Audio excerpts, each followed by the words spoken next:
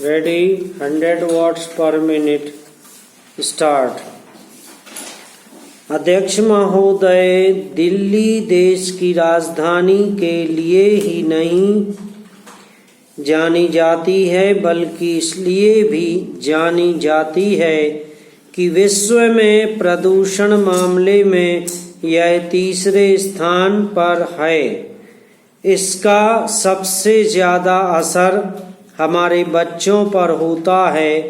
Cancer के कितने रोगी दिल्ली में हैं, इसका कभी सरकार ने अनुमान लगाया है? यह सब प्रदूषण के कारण है। इन हालातों को देखकर एक जनहित याचिका पर उच्चतम न्यायालय ने निर्णय दिया कि इसको रोकने के लिए कोई दूसरा ईंधन प्रयोग किया जाए। इस कार्य के लिए एक कमेटी का गठन हुआ जिसने गंभीर विचार विमर्श करके देश विदेश के दौरे करके अपने सुझाव न्यायालय को दिए। इन सुझावों पर दिल्ली और केंद्र सरकार की राय मांगी गई।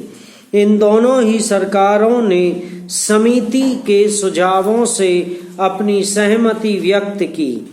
केंद्र सरकार की तरफ से कहा गया कि हमारे पास काफी मात्रा गैस है, हम गैस की कमी नहीं होने देंगे। दिल्ली की सरकार ने कहा कि हम निर्धारित समय में बसों, ऑटो, टैक्सी आदि को गैस से चलने योग्य बनवा देंगे।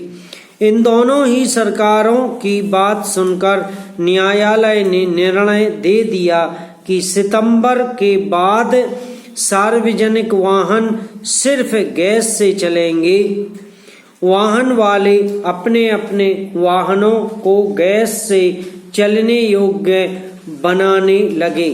कुछ लोगों ने नए वाहन खरीद लिए और इस तरह से पूरी दिल्ली में गैस से चलने वाले हजारों बस, ऑटो और टैक्सियां आ गईं।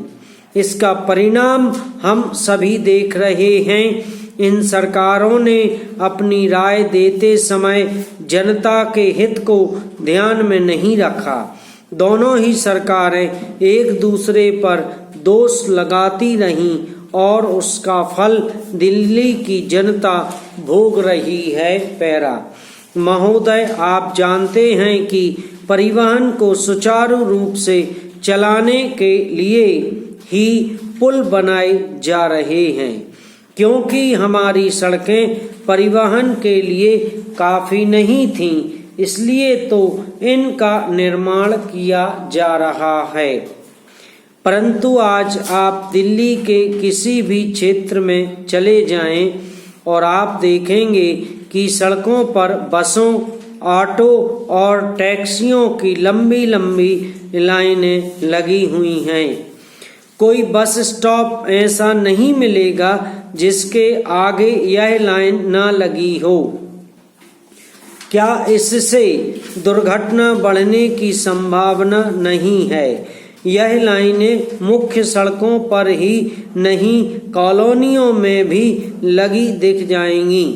कॉलोनी के लोग भी इससे काफी परेशान हैं, क्योंकि आए दिन कोई ना कोई ऐसी घटना हो जाती है जिसको कोई भी व्यक्ति सहन नहीं कर सकता। समाप्त।